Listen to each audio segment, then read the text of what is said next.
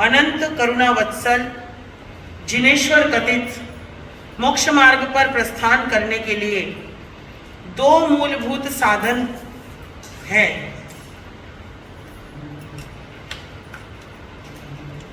साधन जो साध्य की तरफ ले जाते हैं, साधन जो साधना में हमारा मनोबल दृढ़ करते हैं, साधना में हमारे सहयोगी होते हैं, उसे क्या कहा जाता है?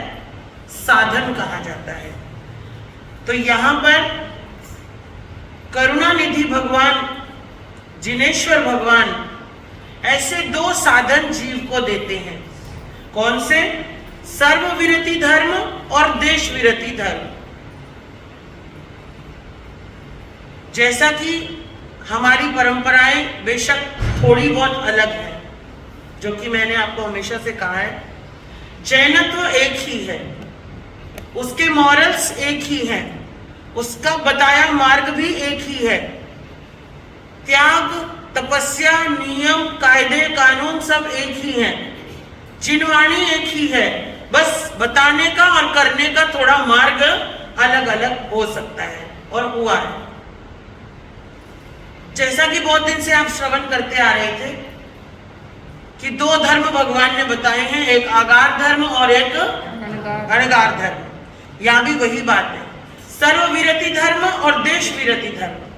देश विरति कहते हैं आगार को और सर्वविरति कहते हैं अणगार को। सर्वविरति धर्म के पालन में असमर्थ जो हैं, जिनको साधु नहीं बन सकते, मोह कर्म क्षय नहीं हुआ है, या किसी भी कारण से साधु नहीं बन सकते, तो जिनेश्वर भगवान ने उनके लिए देश विरति धर्म को निरूपित किया है। यानी कि वो आगार धर्म को स्वीकार कर सकते हैं। आपकी मर्जी है स्वीकार करना है या नहीं करना है। देश विरति धर्म जिसके अंदर 12 व्रतों का विधान कहा गया है, कल सुने थे ना? कौन कौन से हैं? 5 अणुव्रत, 3 गुणव्रत और 4 शिक्षा व्रत। ये सभी के लिए ही है, चाहे वो मंदिर हो, चाहे वो स्थानक हो, चाहे वो तेरा पंथ हो, कोई भी हो, सभी के लिए है कि श्रावक के कितने व्रत हैं? 12। 5 अणुव्रत, 3 गुणव्रत और 4 शिक्षा व्रत। अब देखो, आप में से कोई है जिन्होंने 12 व्रत लिए हुए हैं? आप हो, 3 और 4 जने हैं। देखो गोवा में भी है 4 जने 12 व्रतधारी, ठीक है। लेकिन अगर हम पूछा जाए यहाँ पर जैन श्रावक कितने हैं?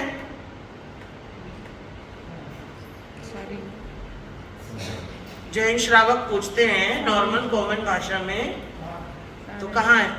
कौन है? नहीं हो? जैन श्रावक नहीं हो? तो हम सभी हाथ उठा देते हैं। श्रावक कौन है? ये। और श्राविका कौन है? इधर। बोलने में आता है, पर हमारे गुरुजी जी कहा करते थे, 4 चूका 12 भूला 9 का न जाने नाम। 4 चूका, आप आपको जैन बोलते हो ना? कौन बोलते हो आप आपको? जैन हो। आप क्या हो? क्यों चुप क्यों हो गए? सोच में पड़ जाते हो मेरे बोलते ही।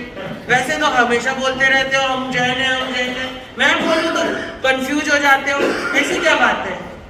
4 चूका 12 भूला 9 का न जाने नाम, नगर ढिंढोरा पीट दिया श्रावक मेरा नाम। अणुव्रत, 4 शिक्षा, 3 गुणव्रत और 4 शिक्षा व्रत। इन अनुव्रत आदि को धारण करने वाले श्रावकों के लिए 6 अष्टानिका पर्व का विधान किया गया है। अष्टानिका शरे मुक्ता स्याद्वाद भयद्योतमे तत्स्वरूपम समाकर्ण्यम ह्यासेव्या परमाहर्ते। अर्थात अनेकांतवाद के प्ररूपक अभयदान देने वाले ऐसे सर्वश्रेष्ठ जिनेश्वर भगवंतों ने 6 अष्टानिका पर्व बताए हैं। इनमें से 6 अठाइयों का वर्णन श्रवण कर व्रतधारी तथा अन्य व्रतधारियों को भी यथाशक्ति व्रत नियम का पालन करना चाहिए। 6 अठाइयां कौन कौन सी हैं? आपने अभी तक एक ही अठाई का नाम सुना है ना? स्थानक वालों ने एक ही अठाई का नाम सुना है, और वो कौन सी है? जो आज से शुरू हो रही है। लेकिन मंदिर वालों में 6 अठाइयों का वर्णन है।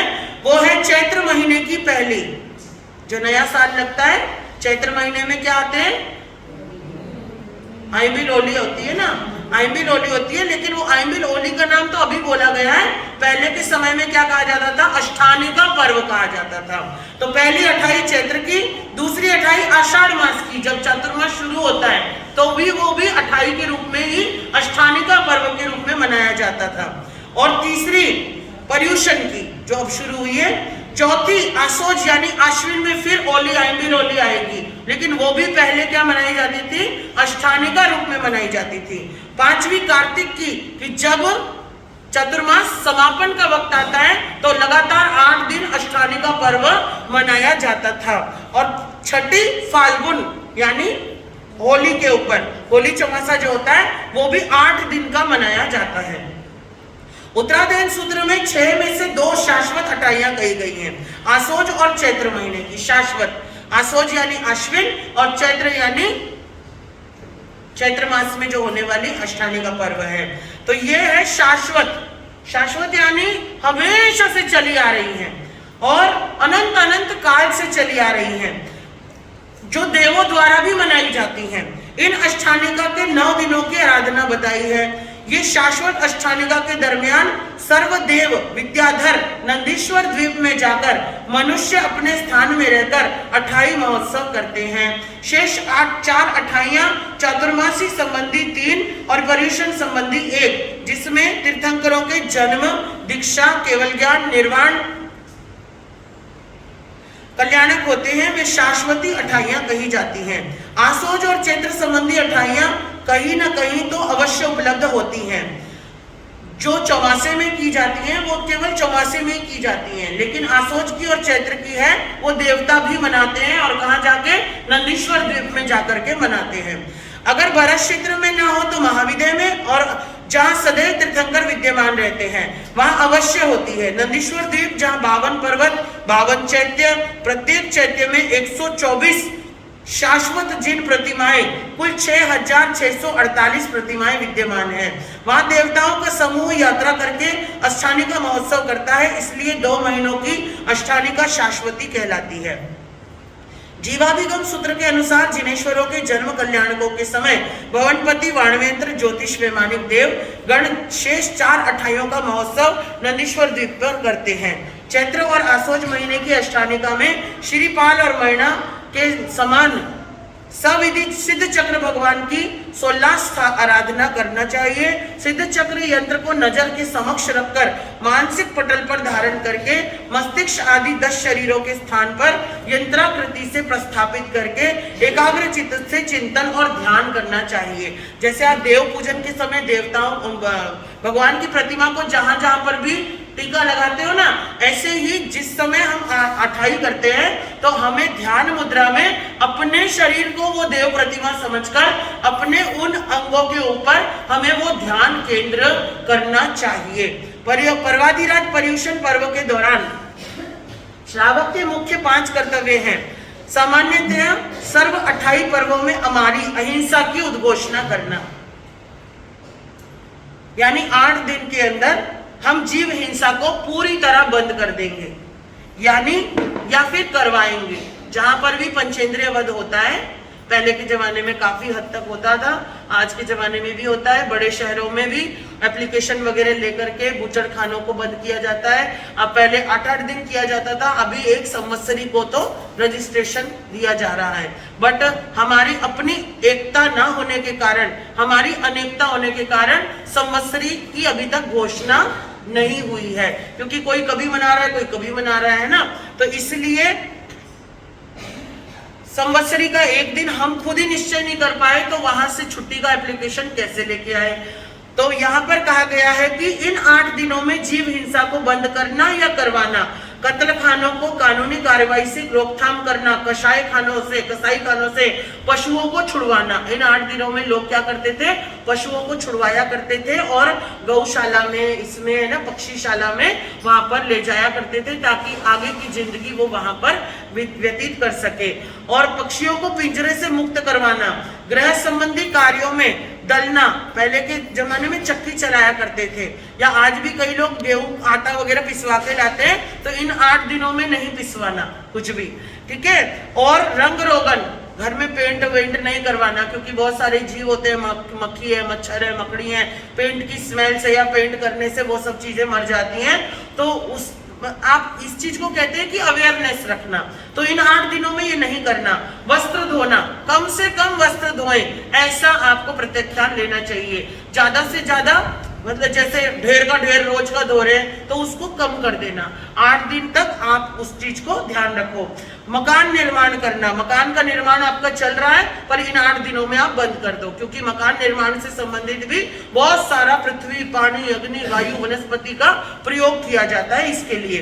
भूमि खनन, खोदने का किसी का काम हो, खनन करने का हो, है ना, ड्रिल मशीन का हो, जो कुछ भी हो उसको 8 दिन रोकना चाहिए। स्त्री मैथुन, सेवन आदि, पति पत्नी है तो सहवास से थोड़ा दूर रहें। इन 8 दिनों में ब्रह्मचर्य का पालन करें। और वो क्यों करना चाहिए, उसका एक कारण है कि ये साइंस ने भी प्रूव कर दिया है कि एक बार में हजारों नहीं करोड़ों अंडाणु एक साथ निकलते हैं, और वो अंडाणु कोई एक जीव रूप में, गर्भ रूप में आता है, बाकी के सारे मारे जाते हैं, खत्म हो जाते हैं। तो वो अनंत हिंसा का पाप लगता है। इसलिए 8 दिन कम से कम हमें ब्रह्मचर्य का पालन करना चाहिए। और कहते हैं कि ऐसे हिंसा जनक कार्यों का 8 दिन के लिए परित्याग करना और करवाने की अनुमोदना, यानी करवाने का भी बच्चों को भी प्रेरणा देनी चाहिए। माना कि बच्चे बहुत त्याग नहीं कर सकते, तपस्या नहीं कर सकते, माला नहीं फेर सकते, मुंहपट्टी नहीं लगा सकते, पर ये छोटी छोटी चीजें तो कर ही सकते हैं, है ना। तो इनका ध्यान रखना चाहिए। और उसके साथ ही कहते हैं मक्खी, मच्छर, चींटी, कीटाणु नाश के करने की जो जहरीली दवाइयां हैं, औषधियां हैं, उनका प्रयोग नहीं करना चाहिए। पर्यूषण, अष्टानिका में विशेष रूप से 5 कर्तव्यों का पालन करना चाहिए। सर्वत्र अहिंसा का प्रवर्तन, यानी आपके मुंह पर, मन में, वचन में, काया में अहिंसा ही रहनी चाहिए। कोई भी काम कर रहे हो उसमें भी आपको ये ध्यान रखना है, पर्यूषण चल रहे हैं, मैं कम से कम हिंसा करूं, पर्यूषण चल रहे हैं, कम से कम हिंसा करूं, और जो हिंसा हो रही है मेरे द्वारा उसका प्रायश्चित भीतर में रहना चाहिए। पर्यूषण चल रहे हैं, प्रभु मुझे, मेरी आत्मा को समाधान मिले, मेरी आत्मा को समाधान मिले। हे जीव, आपके प्रति मेरा कोई वैर भाव नहीं है, लेकिन फिर भी मुझे आप क्षमा करना, है ना। तो ये भाव रहना चाहिए। साधर्मिक वात्सल्य, दूसरा कर्तव्य क्या बताया है, साधर्मिक वात्सल्य, यानी कि अपने धर्म के लोगों को भोजन पानी करवाना, उनका ध्यान रखना। अगर कोई छोटे तबके के हैं, कम है, गरीब है ना, परिस्थिति सही नहीं है, तो अमीर जो श्रावक है उनका ये कर्तव्य बनता है कि वो अपने भाई समझ करके उनका भी ध्यान रखे। साधर्मिक वात्सल्य। और ये मुझे गोवा में बहुत अच्छी चीज लगी कि 8 के 8 दिन आपने भोजन साधर्मिकों के लिए यहीं का यहीं रख दिया है कि आपको घर में करने की जरूरत नहीं है, आप इसको, है ना, जैसे आप यहाँ पर उपयोग कर सकते हो। परस्पर क्षमापना, परस्पर क्षमापना यानी समय समय पर मिच्छामि दुक्कडम करते रहें एक दूसरे के साथ। और अट्ठम तप, यानी कम से कम तेले की तपस्या इन 8 दिनों में करने की कोशिश करें।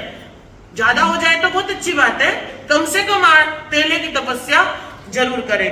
और चैत्य परिपाठ, 5वां कहते हैं चैत्य परिपाठ, यानी कि चैत्य वंदन, है ना, भगवान की वंदना करें। जैसे शरीर की स्वस्थता के लिए योग्य अनुपात में आहार, पानी, वायु की आवश्यकता है, उसी प्रकार आत्मिक गुणों में स्थिर रहने के लिए, दुर्गति से बचने के लिए उपरोक्त 5 कर्तव्यों का यथाशक्ति पालन करना जरूरी है।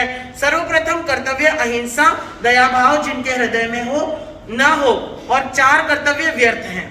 अगर आपकी अहिंसा ही पहला भाव नहीं है तो बाकी के 4, आप उठे, फटाफट बाथरूम में घुस गए, शावर चलाया, नहाने लग गए, बाल्टी में बाल्टी पानी खिंडा रहे हो, पर्यूषण का दिन है, कम में भी हो सकता है, 1 मग्गे में, 2 मग्गे में, आधी बाल्टी में, 1 बाल्टी में, है ना। उसको समेटिए, समेटने की कोशिश कीजिए, जितना कम हो सकता है उतना कम यूज कीजिए।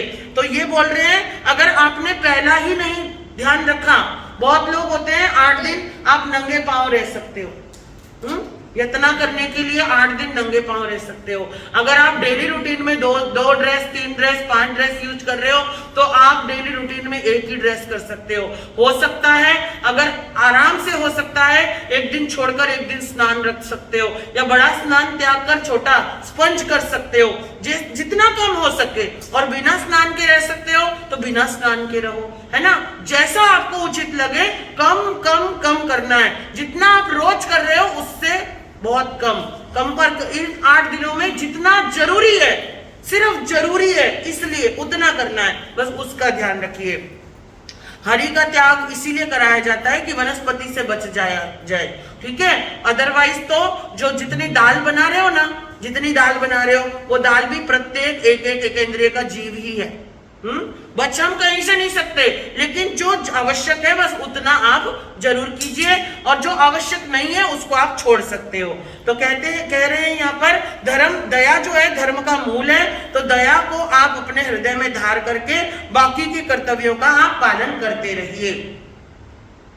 साधर्मिक भक्ति, प्रथम व्याख्यान में द्वितीय कर्तव्य का वर्णन करते हुए शास्त्रकार कहते हैं अपनी शक्ति के अनुसार तन मन धन से साधर्मिकों की अर्चना सेवा करनी चाहिए, क्योंकि इस जगत में साधर्मिक जन प्राय दुर्लभ माने गए हैं। साधर्मिक लोग बहुत मुश्किल से मिलते हैं। अपने धर्म के लोग, और धर्म के भी मिल जाते हैं ना, तो उसमें भी ये संप्रदाय, वो संप्रदाय, फलाना ढिमकाना, मेरा तेरा, पता नहीं क्या से खोपड़ी अपनी चलती रहती है ना। ये मेरा, ये तेरा, ये उसका, ये इसका है, ये नहीं सोचना। हम सब क्या है? जैन है, जैन है, बस जैन है, बात खत्म। महावीर हमारे एक है, महामंत्र हमारा एक है, नियम हमारे एक है, प्रतिक्रमण हमारा एक है, सब कुछ एक है। तो आपको उसके ऊपर की चीजें नहीं देखनी है। कौन किस गुरु को, बाप तो सबके अलग अलग ही होते हैं ना, किसी एक बाप से तो सारी संतान पैदा हो नहीं सकती, तो बाप तो सबके अलग अलग हो सकते हैं, ऐसी बात नहीं है, लेकिन जो हमारे परम पिता हैं वो एक ही है हमारे। तो इस नाते साधर्मिकों के प्रति हमें अपने तन को, अपने मन को, अपने धन को यूज करना आना चाहिए। और आगे कहते हैं कि बुद्धि रूपी तराजू में एक और सर्वधर्म आराधनाएं रखें, दूसरी ओर मात्र साधर्मिक वात्सल्य रखें, दोनों के पल्ले तुल्य मिलेंगे। यानी कि आप अपने अकेले के लिए बहुत कुछ कर रहे हो, यहाँ पर कहते हैं, लेकिन आपका कोई एक भाई ऐसा है जिसके घर में चूल्हा जलाने के लिए आज के दिन कुछ भी नहीं है, तो अगर आपने उसका ध्यान रख लिया, साधर्मिक बंधु का ध्यान रख लिया, तो सारे काम एक तरफ और वो अकेला एक तरफ। तो इसलिए अपने साधर्मिकों का ध्यान रखना बहुत जरूरी है। और यहाँ पर कहते हैं कि एक कहानी सुना रहे हैं राजा कुमारपाल की। राजा कुमारपाल कलिकाल सर्वज्ञ परम पूज्य आचार्य हेमचंद्र सूरी महाराज शाकंभरी नगरी में पधारे। वहां अल्प धनिक श्रावक रहता था, यानी कि कलिकाल सर्वज्ञ आचार्य हेमचंद्र जी जो थे वो अपने समय के बहुत बड़े संत थे, और बड़े प्रज्ञावान थे, बड़े बुद्धिमान थे, बहुत आगमज्ञ थे, सब कुछ थे। तो कहते हैं शाकंभरी नगरी में पहुंचे तो वहां पर आम पब्लिक थी बहुत सारी। तो आम पब्लिक थी तो एक जो थे वहां पर एक श्रावक थे जिनका खादी बनाने का काम था, सूती खादी बनाते थे। तो उन्होंने मोटे कपड़े बना करके रखे हुए थे और उन्होंने विनती करी कि गुरुदेव आप हमारी नगरी में आए हैं तो मेरा मन है कि मेरे यहाँ से कुछ बना हुआ कपड़ा आप भी चादर के रूप में मेरे से लें, मुझे लाभ दें। और कहते हैं कि आचार्य श्री ने वो उसका दान जो था ले लिया, उसकी भक्ति देखते हुए दान लिया, और आचार्य श्री ने उसको अपने कंधे पे डाल लिया, उस कपड़े को कंधे पे डाल लिया। और कहते हैं कि जब पाटन पहुंचे तो वहां पर वहां के राजा कुमारपाल थे जो कि आचार्य हेमचंद्र जी के बहुत बड़े भक्त थे। तो वो राजा जो थे अपनी पूरी 18 देशों के स्वामी थे, अपने सारे मतलब जितने भी उनके अधीन में राजा थे समझ में आया? गुरुदेव आए हैं, ग्राम ग्राम विचरण करते हुए आए हैं, बहुत साल बाद आए हैं। तो राजा अपनी पूरी सेना लेकर उनके दर्शनार्थ आए और वो जब उनको वंदन कर रहे हैं और वंदन करके गुरुदेव को देख रहे हैं तो उनके कंधे पे पड़ा हुआ वो मोटा वस्त्र राजा को दिखाई दिया। तो राजा ने कहा कि गुरुदेव इस शिष्य के रहते आपको इतना मोटा कपड़ा पहनने की आवश्यकता, ऐसा कैसे? आप हुक्म कीजिए, आपके लिए सब कुछ हाजिर हो जाएगा। ये मोटा कपड़ा आप पे नहीं जच रहा है।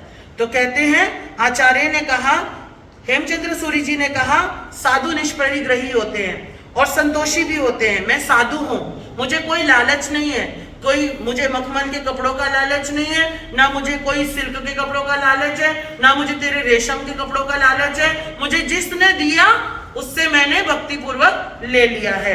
लेकिन तू विचार कर कि तेरे इतने बड़े राज्य में, तू 18 देश का मालिक है ना, तो तेरे 18 देशों में तेरे अपने साधर्मिक भाई इतने गरीब हैं कि उनको इस मोटे कपड़े को अपने गुरु को देना पड़ रहा है। ये तू सोच सकता है, अगर सोच सकता है तो कहते हैं कुमारपाल राजा ने गुरुदेव के मुंह से ये बात सुनी और सुन करके चौकन्ने हुए, शर्मिंदा हुए और उन्होंने एक भीष्म प्रतिज्ञा करी कि दीन दुखी कोई भी साधर्मिक राज्य, साधर्मिक बंधु मेरा कोई भी राज्य के द्वार पर आएगा, मेरे से बिना पूछे ही 1000 अशर्फियां उसको दे दी जाए। और उन्होंने ये एक और दूसरा जो था, उन्होंने 1 साल में कम से कम 1 करोड़ स्वर्ण मुद्राएं मैं साधर्मिकों की सेवा में खर्च करूंगा। ये कुमारपाल ने 2 नियम अपने जीवन में लिए गुरु के समझाने पर कि साधर्मिक बंधुओं का ध्यान रखा करो अपने। और कहते हैं राजा जैसा करेगा प्रजा वैसे ही करेगी। राजा कुमारपाल ने ये ध्यान देना शुरू किया तो बाकी की प्रजाजन ने भी अपने साधर्मिकों का ध्यान रखना शुरू कर दिया। ये भी भक्ति करने का एक तरीका है, समझ रहे हो? जरूरी नहीं है आप त्याग त्याग त्याग करके ही मोक्ष जाने वाले हो, आप दूसरों का ध्यान रख के भी मोक्ष जा सकते हो। और साधर्मिक जनों के को मात्र कर्तव्य और धर्म की दृष्टि से निभाना पर्याप्त नहीं है, बल्कि उनके लिए आत्मीयता का भी भाव होना जरूरी है कि गरीब है इसलिए दे रहा हूं, चल मेरा दान हो गया, इस भावना से नहीं देना है। मेरा भाई है और मैं जब तक ना पहनूं, जो मैं पहनूं मेरा भाई भी वही पहने, जो मैं खाऊं मेरा भाई भी वही खाए। जैसे मेरे घर की बेटी ब्यानी है, ऐसे उसके घर में भी कोई बेटी है, कोई बेटा है, उनका भी मुझे कर्तव्य निभाना है। ये भावना हर प्रत्येक जैन श्रावक की होनी चाहिए। और कहते हैं अब आगे एक और वर्णन देते हैं, उदा मारवाड़ी यानी उदायन मंत्री। जैन शासन के कलिकाल सर्वज्ञ आचार्य हेमचंद्र सूरी जैसे प्रतिभा संपन्न विभूति की उपलब्धि उदायन मंत्री की बदौलत हुई थी। उदा मारवाड़ी उसे कहा जाता था और जिसकी रोजगारी चलाने की फूटी कौड़ी भी जिसके पास नहीं थी। एक व्यक्ति था जिसके पास कुछ भी नहीं था, बहुत गरीब हालत में था। और कहते हैं वो गुजरात राज्य की कर्णावती नगरी जो आज अहमदाबाद के नाम से जानी जाती है, उसका नाम आशा भिल्ल राजा के, क्योंकि इसने इस नगरी को आशा भिल्ल नाम के राजा ने बनाया था, तो आशापुरी भी कहा जाता है अहमदाबाद को। जो आज की डेट में अहमदाबाद है उसे आशापुरी भी कहा जाता है। तो कर्णावती की प्रसिद्धि सुनकर उदा मारवाड़ी जो था वो धन अर्जन करने के लिए उसने विचार किया कि क्यों ना मैं कर्णावती नगरी में चलूं, यानी अहमदाबाद चलूं, तो शायद मेरी किस्मत बदल जाए और मैं कुछ क्या कर पाऊं, धन अर्जन कर पाऊं, व्यापार कर पाऊं, कोई तो मुझे हेल्प करने वाला मिलेगा। अब कहते हैं वो नगर का परीक्षण करने लगा और विचार करने लगा, गांव तो बहुत बड़ा है और मैं किसी को जानता नहीं हूं, तो मैं क्या करूं, किससे जाकर बात करूं, और कोई मेरे पे अचानक कैसे विश्वास कर लेगा। आपके पास भी कोई आए, ऑफर लेकर आए कि आप मेरे साथ पैसे लगा दो और मैं व्यापार करूंगा, तो आप लगाओगे? नहीं लगाओगे जब तक उसका बैकग्राउंड चेक नहीं करोगे या जो कुछ भी है ना। तो कहते हैं उसने विचार किया कि अब मैं कहाँ जाऊं, तो उसको ध्यान आया एक ही स्थान ऐसा है जहां मैं जा सकता हूं, और वो था मंदिर। अब वो उदा मारवाड़ी जो था वो मंदिर पहुंचा और मंदिर में पहुंचकर वो भगवान की अदीक्षिणा प्रदीक्षिणा करके जाप करने बैठा। तो वहां पर एक श्राविका जी जो रोज आना आती थी, बहुत लोग आते थे, बहुत लोग जाते थे, भगवान की वंदन करते थे, और ये बुद्धि तो किसी किसी में होती है। तो एक श्राविका जिनका नाम था छिपी बाई, तो छिपी बाई ने उनको देखा और देख करके जब मंदिर से पूजा करने के बाद वो बाहर निकल गई और बाहर निकल करके वो वेट करने लगी। वो उदा मारवाड़ी भी बाहर आया और उन्होंने पूछा, भैया आप कहाँ से आए हो, नए लगते हो, मैंने पहले आपको मंदिर में नहीं देखा। तो कहते हैं कि उन्होंने बताया कि जी मैं तो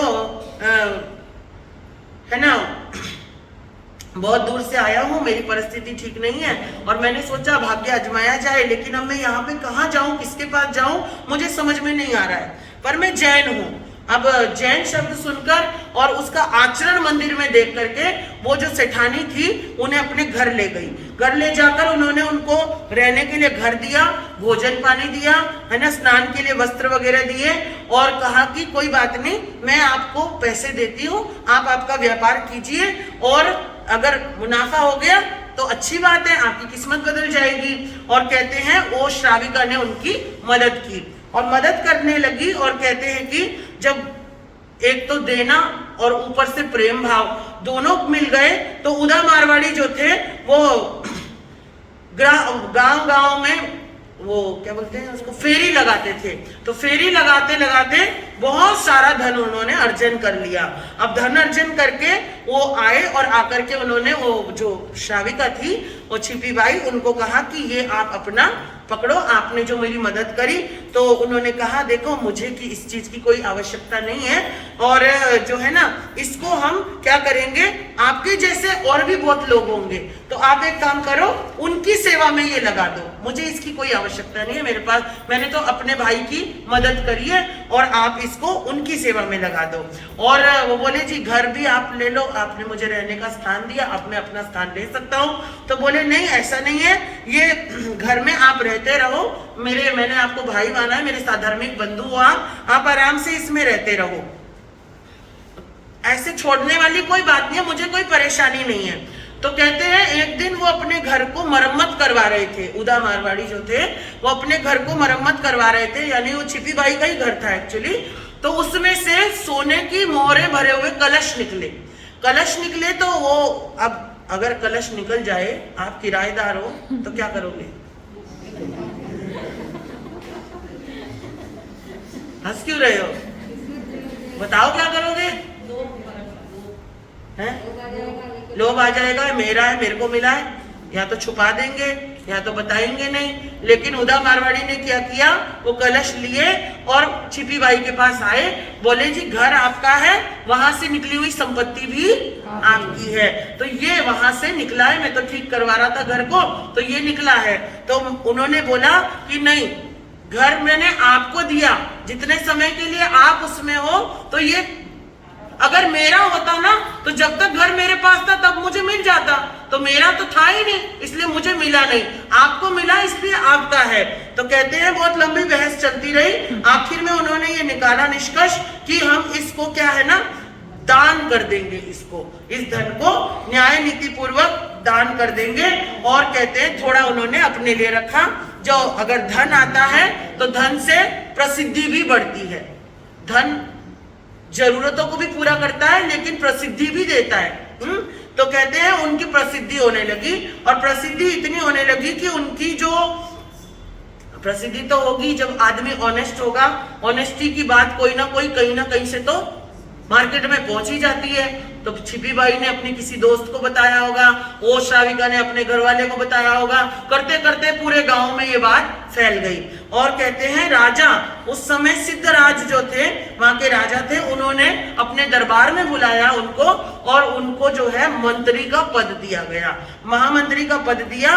और कहते हैं कि महामंत्री थे लेकिन वो जैन थे ना, अब जब बड़े पद पे आए, छोटे पद पे जब छोटा आदमी होता है तो उसकी उतनी हैसियत नहीं होती कि वो गुरु को आमंत्रण दे या गुरु उसकी वजह से आ जाए। कोई बड़ा आदमी होता है, समाज का सर्वश्रेष्ठ आदमी होता है, वो विनती करता है तो शायद गुरु भी आ जाते हैं। अब वो कहते हैं कि उन्होंने आचार्य हेमचंद्र को हम निमंत्रण दिया, गुरुदेव को जाकर के विनंती करी और वो वहां आए। और आए तो कहते हैं अहमदाबाद में वहां पर उस नगरी के जो राजा थे वो राजा भी बड़े प्रसन्न हुए और यहाँ से मतलब उनकी पहचान और उनका धर्म जो था उन्होंने भी जैन धर्म को अपनाया। तो ये उदयन मंत्री के द्वारा सिद्धराज राजा को जिन धर्म की प्राप्ति हुई, लेकिन किस बदौलत? साधर्मिक सेवा करने की बदौलत। ना छिपी बाई उनकी मदद करती, ना वो बड़े इंसान बनते, और बड़े इंसान बन के भी उन्होंने अपना धर्म नहीं भूला, ठीक है, अपना कर्तव्य नहीं भूला। इस बात का भी ध्यान रखिए, मंत्री तक पहुंचते पहुंचते हमारे चाल चलन ही बदल जाते हैं। हमें हमारे अंदर हमारा जब पोजीशन चेंज हो जाती है, हमारे जब बड़ी स्थान मिल जाते हैं या हम पॉलिटिकल बंदे बन जाते हैं। आज भी मैं बहुत बार देखती हूँ बहुत सारे जैन ऐसे हैं जो एमएलए बन के घूम रहे हैं, बहुत सारे जैन ऐसे हैं जो बड़े बड़े पोस्टों पे गए हुए हैं, पर उनको याद ही नहीं है कि वो जैन है। ये भी हमारी एक दुर्गति का कारण है कि जैन जिस स्थान पर है वहां पर हम लोगों ने हमें डाउन कर दिया है। पर पहले के जमाने के लोग ये बताते थे, आपकी पोजीशन जितनी बड़ी बनती जाए उतने नम्र होते जाओ, अपने धर्म को भूलो मत, उससे बाकी लोगों को जोड़ते जाओ। ये हमारा कर्तव्य है। आगे तीसरा कहते हैं झगड़ू शाह। एक लगभग 13वें शतक की बात है। झगड़ू शाह नाम के एक सुश्रावक थे जिन्होंने साधर्मिक भक्ति में बहुमूल्य राशि को व्यय किया था। भक्ति के लिए उन्होंने 1.25 लाख लड्डू बनाए थे, मोदक 1.25 लाख लड्डू बनाए और हर लड्डू के अंदर सोने की मोहर छुपा दी गई। और उन्होंने जो गांव में दीन दुखी लोग थे, उनके धर्म को मानने वाले, जिन धर्म के मानने वाले लोग थे, जो गरीब तबके के थे, किसान तबके के थे, छोटे तबके के थे, ये एक अलग तरीका बताया गया है ना कि आपको किसी की हेल्प करनी है ना, उसको बता के जता के मत करो। अगर हेल्प करनी है तो आप बिना बताए बिना जताए भी हेल्प कर सकते हो, और वही हेल्प सबसे बड़ी होती है, क्योंकि बताने के बाद सामने वाले की आंखों में शर्मिंदगी आ सकती है। दाता बनना इतना आसान नहीं है। दाता बनने के लिए देने वाले का हाथ नीचे और लेने वाले का हाथ ऊपर होना आवश्यक होता है, क्योंकि उसने आपको दाता बनने योग्य बनाया। ये हमेशा ध्यान रखना। देने वाला तो बड़ा इतराता है, मैं दाता हूं, मैं देता हूं। ना ना ना, अगर लेने वाला ना लेता तो आप दाता नहीं बनते। तो इस चीज को हमेशा ध्यान रखना चाहिए। और ये चीज कहते हैं झगड़ू शाह ने 1.25 लाख लड्डू बनाए और सब में मोहरे डाली, और गांव गांव जाकर जो दीन दुखी थे, उनके साधर्मिक बंधु थे, उनकी नामावली तैयार करी और नामावली तैयार करके उनके घरों में लड्डू भेजे गए। लड्डू भेजे गए, बस त्योहार है इसलिए लड्डू भेज दिए, मिठाई आई है इसलिए लड्डू ले लिए, पर लड्डू के अंदर क्या था? स्वर्ण मोहरे थी, जिनसे उनकी आजीविका सुधर गई। तो समाज में कौन कैसी अवस्था में जी रहा है, उसे कितनी कठिनाइयों का सामना करना पड़ रहा है, अगर इन बातों को ध्यान में रखकर धनिक वर्ग विचार करेगा, विमर्श करेगा, परिस्थिति से जो कमजोर वर्ग है उसका ध्यान रखेगा और उसके निर्वाह करने योग्य व्यवस्था करेगा, तो कहते हैं तो प्राय जनता जो है चैन की नींद भी सो सकेगी और धर्म पर पूर्णतया विश्वास भी कर सकेगी। और आपको एक बात बता दूं कि धर्म तो बहुत है इस दुनिया में, जैन भी है, जैन के अलावा आपके आजू बाजू में बहुत सारे धर्म है ना। ईसाई धर्म को ही ले लीजिए। ईसाई धर्म की एक खासियत बात है, ईसाई धर्म की एक खासियत है, क्या है बता सकते? संडे को छोड़ दो उसको, वो धर्म की बात अलग है। एक खास गुण है उनके अंदर। क्या है उनके अंदर गुण, जानते हो? कभी पढ़ा है ईसाइयों से पाला? गोवा में रहते हो मगर ईसाइयों के पाला नहीं पड़ा आपका है? गजब है, कमाल है। हम अपने अलावा किसी को देखना ही नहीं पसंद करते, क्योंकि सबको सहायता नहीं मिलती, सहायता करते हैं। उनके अंदर एक गुण है सेवा का, उनके अंदर एक गुण है सेवा का। अभी थोड़े दिन पहले एक फादर आए थे हमारे पास केरला से, है ना, अपने वो लेके आए थे, क्षितिज जी मेहता लेके आए थे, अध्यक्ष जी भी थे, आप लोगों ने नीचे उनका स्वागत भी किया था। तो उनके जाने के बाद फाल्गुनी जी ने मुझे क्या बताया, हमारे यहाँ जितनी भी मेड हैं, काम करने वाली भाइयां हैं, वो उनकी कॉलोनी में गए, उनसे मिले, उनसे बात करी, उनके बच्चों के एजुकेशन का बनाया, उनके बच्चों की लिस्ट बनाई, उनके एजुकेशन का, उनके घर के राशन का, उनकी दुख तकलीफ का, उनकी बीमारियों का, हर चीज का फादर ने क्या किया, बायोडाटा तैयार किया। कहां से आए थे? केरला से आए थे। और कहां चले गए? आगे दिल्ली चले गए थे वो। तो वो गांव-गांव जाकर के ऐसे छोटे तबकों को तैयार करते हैं। लेकिन एक ही बात कहते हैं, तुम गॉड को मानो, ईश्वर को मानो, चर्च में आओ, तुम्हारी पूरी हेल्प होगी। और इसीलिए एक भारत का विशाल जन समूह जो है ना, वो ईसाई धर्म को मानने लग गया है। सारे हिंदू थे, ना कोई मुसलमान था, ना कोई क्रिश्चियन था। ये भारतवर्ष है, ये हिंदू वर्ष है, यहाँ सारे हिंदू थे। हम अपने कर्तव्य भूल गए, मगर दूसरों ने अपना कर्तव्य यहां निभाया आके।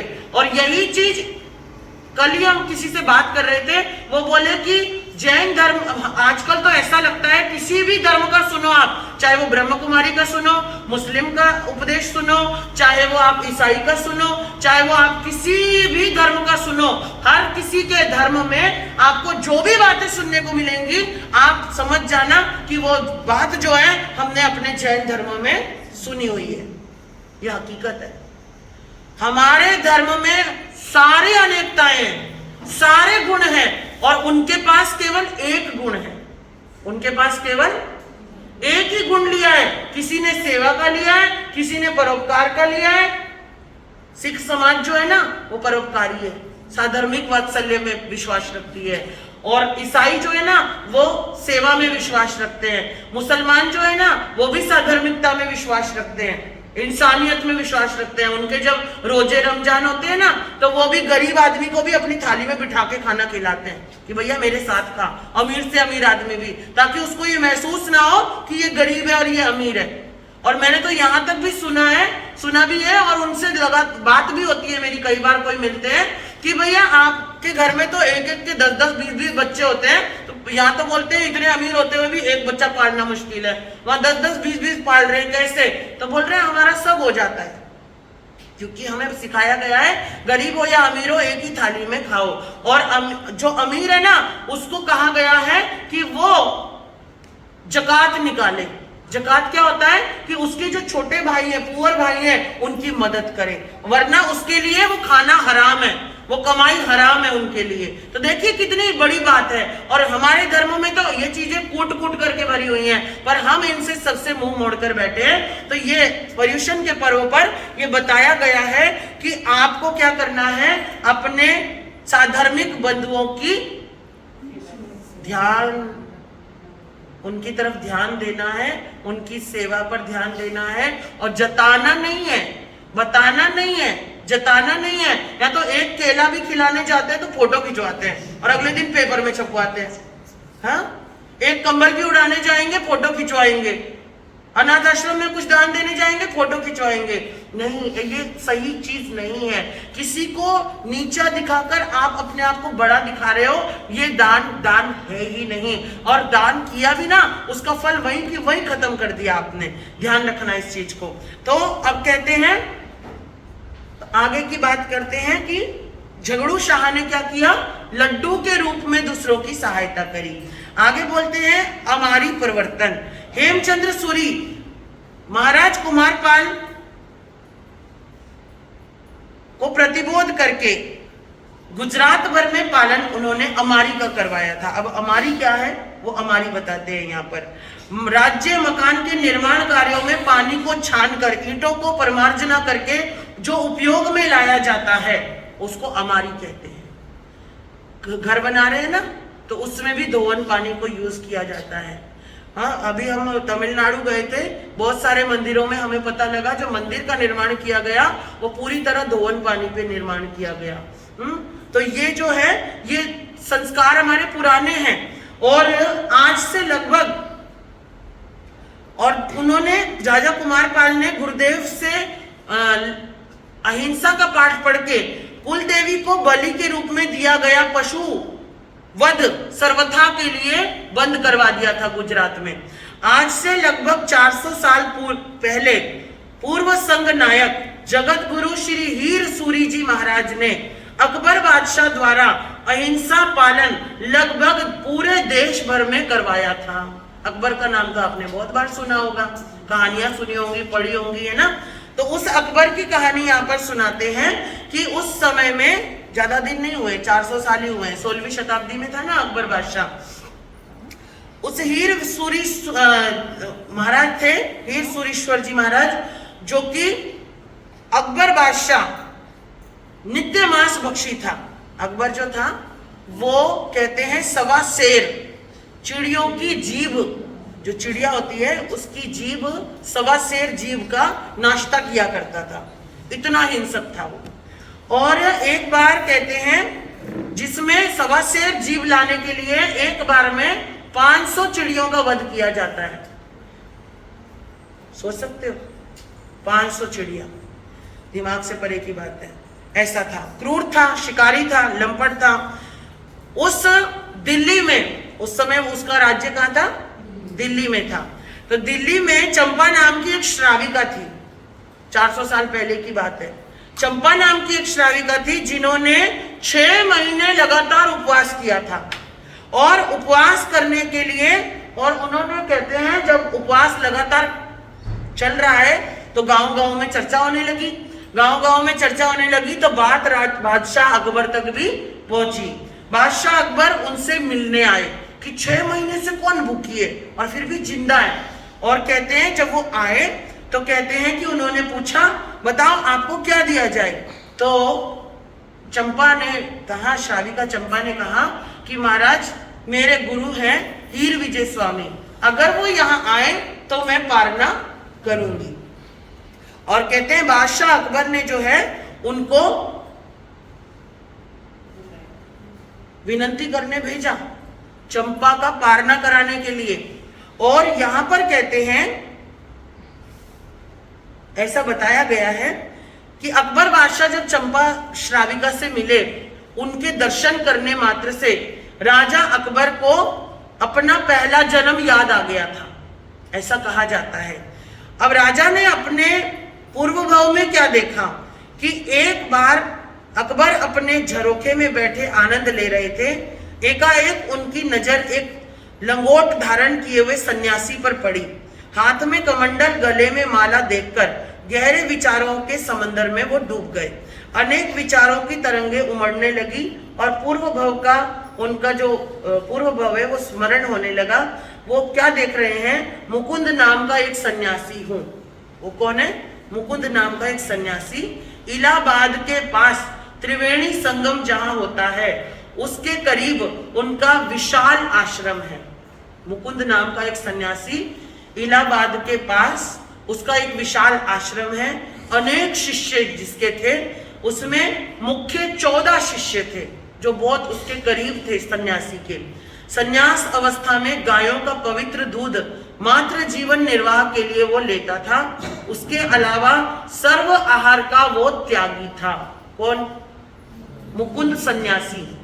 देखिए, सन्यासी भी बड़े बड़े तपस्वी होते हैं, तो वो सिर्फ गाय का दूध लिया करता था, बाकी सब चीजों का उसका त्याग था। अब यहाँ पर कहते हैं कि वो जो सन्यास जीवन बीतते बीतते एक दिन ऐसा प्रसंग बना, त्रिवेणी के पवित्र संगम में हर हर महादेव की डुबकी लगाते हुए काया शुद्धि होने के बाद लंगोट को सुखाने लगा।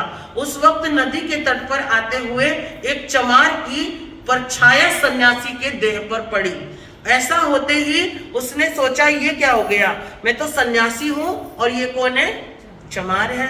तो कहते हैं उन्होंने क्या किया, जिस अंग पर, जैसे इस तरफ से जा रहा था तो इस अंग पर, अंग का मांस उन्होंने काट दिया।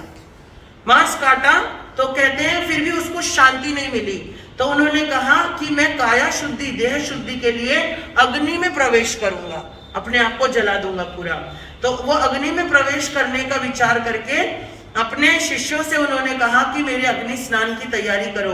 और कहते हैं कि अग्नि स्नान का जब तैयारी कर रहे थे तो उनके जो 14 शिष्य थे, जो मुख्य 14 शिष्य थे, गुरु अग्नि स्नान के लिए, गुरुओं ने चिता में छलांग लगाई तो वो 14 के 14 शिष्य भी अग्नि में चले गए।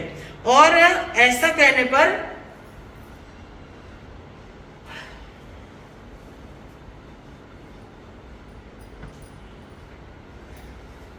और कहते हैं कि जिस समय वो अग्नि स्नान के लिए जा रहे थे तो मुकुंद की नजर एक सवारी पर पड़ी। जैसे निमित्त वातावरण दर्शन होता है वैसे जीवात्मा स्फुरित होता है। सन्यासी के मन में विचार आया, ये एक राजा जा रहा था, उसकी सवारी जा रही थी। सन्यासी ने देखा और विचार किया, अगर मेरे इस जन्म के सन्यास का कोई लाभ है तो मुझे भी अगले जन्म में बादशाहत मिले, राजा बनूं मैं, और वो भी ऐसा कि पूरे भारतवर्ष में छाऊं। तो कहते हैं उन्होंने वो अग्नि में निदान करके अग्नि स्नान कर लिया। और अग्नि स्नान करने के बाद कहते हैं जैन परिभाषा में उसको नियाणा बोलते हैं, सौदेबाजी बोलते हैं। और सन्यासी थे, कर्मकांड पालक थे, ब्रह्मचर्य पालक थे, और उन्होंने अपनी जीवन भर तपस्या करी थी, सारा आहार आदि छोड़ दिया था, केवल दूध पर थे। तो कहते हैं कि उसमें उनको उस चीज का जो है लेकिन अब उन्होंने विचार किया कि अगले जन्म में मुझे याद कैसे रहेगा कि मैंने इस जन्म में मैं सन्यासी था।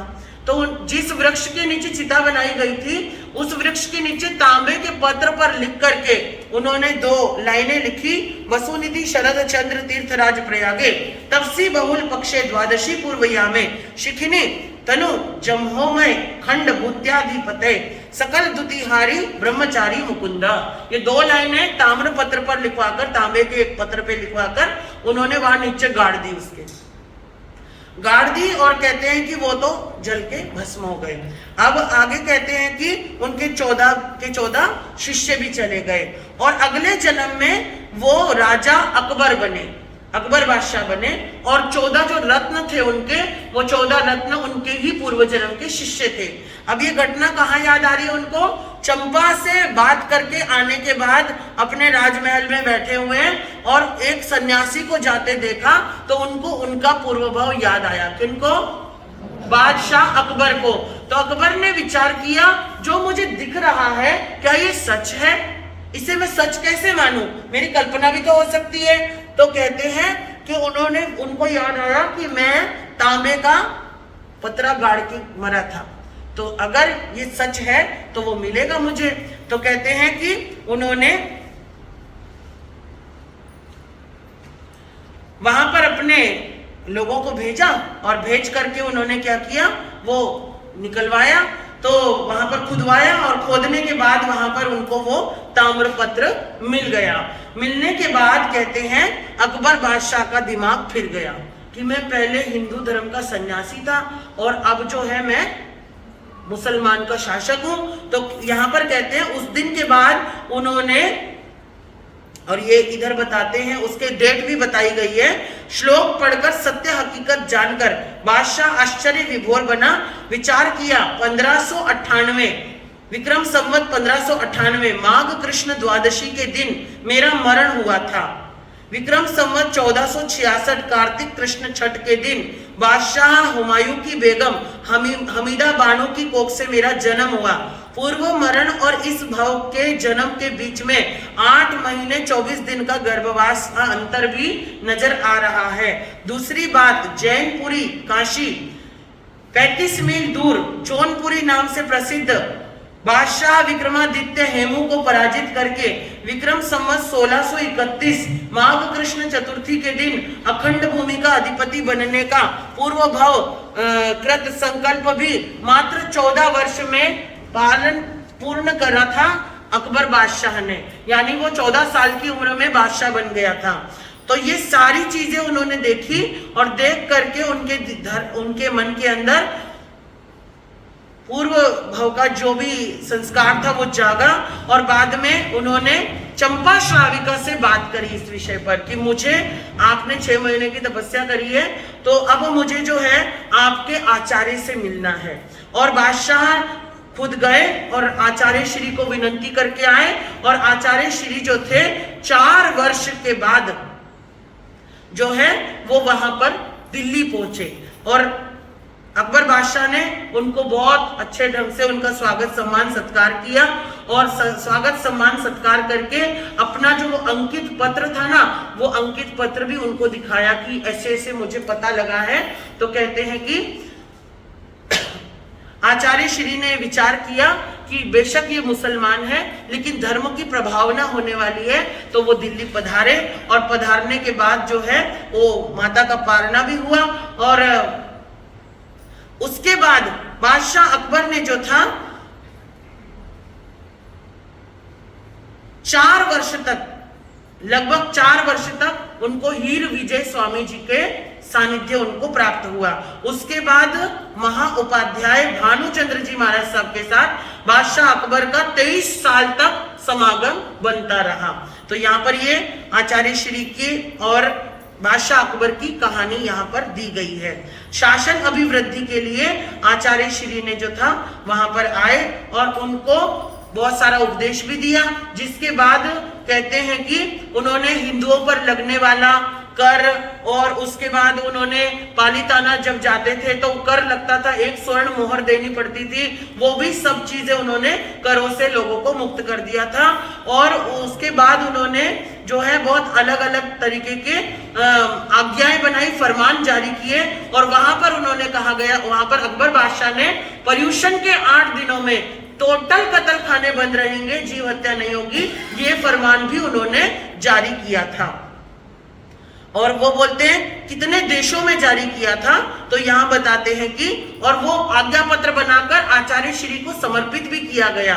तो वहां कहते हैं कि गुर्जर देश, मालवा देश, अजमेर देश, दिल्ली, लवपुर आदि देश 5 फरमान 5 जगह पर भेजे गए थे।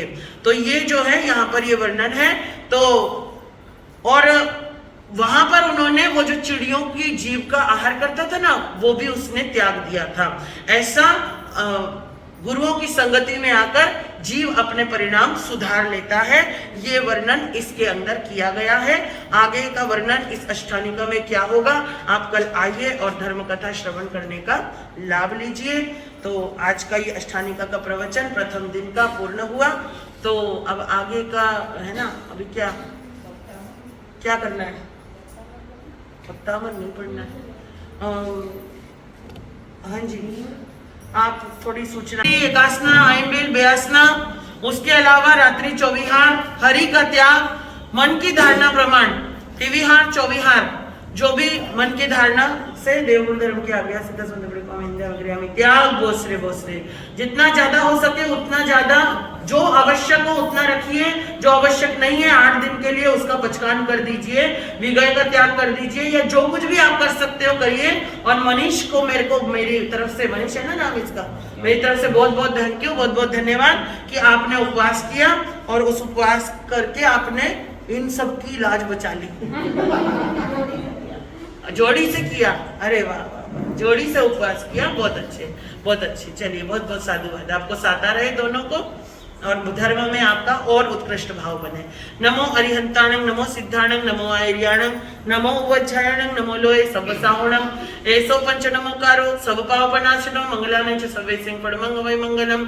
श्री चतारी मंगलम, अरिहंता मंगलम, सिद्धा मंगलम, साहु मंगलम, केवली प्रणतोधम मंगलम। चतारी लोगोत्तमा, अरिहंता लोगोत्तमा, सिद्धा लोगोत्तमा, साहु लोगोत्तमा, केवली प्रणतोधम लोगोत्तमो। चतारी शरणं प्रवज्जामि।